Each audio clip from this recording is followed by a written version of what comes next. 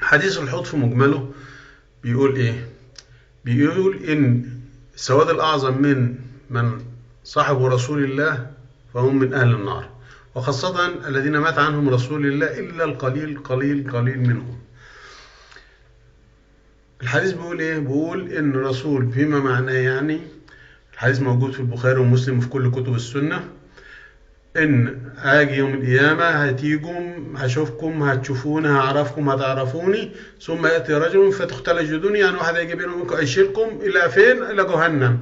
فأقول أي رب أصحابي أصحابي، دول أصحابي، دول اللي كانوا معايا، دول اللي كنا بناكل ونشرب سوا وقاعدين سوا وكل حاجة سوا، دول أصحابي أصحابي أصحابي. فيقال إنك لا تدري ما أحدثوا بعدك، إنهم ارتدوا على أعقابهم القهقرة.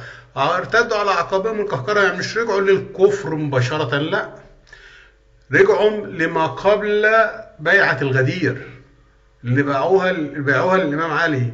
ارتدوا على أعقابهم القهقرة إن هم نكثوا هذه البيعة، نكثوا بيعتهم للإمام علي في يوم الغدير الذي قال فيه رسول الله: من كنت مولاه فهذا علي مولاه، اللهم مولى من والاه وعادي من عاداه وانصر من نصره واخذل من خذله وادر الحق معه حيث دار.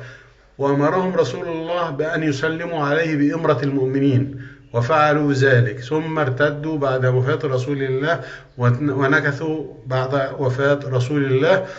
فيقول رسول الله سحقا سحقا: فلا أراه ينجو منكم إلا مثل همل النعم، فلا أراه ينجو منهم إلا مثل همل النعم. همل النعم الشارد من القطيع، يعني واحد معاه قطيع من الإبل مثلا، واحد فيهم شرد ضاع، هو ده اللي الهمل النعم، ده معنى همل النعم، يعني اللي هينجو منهم قلة قليلة جدا.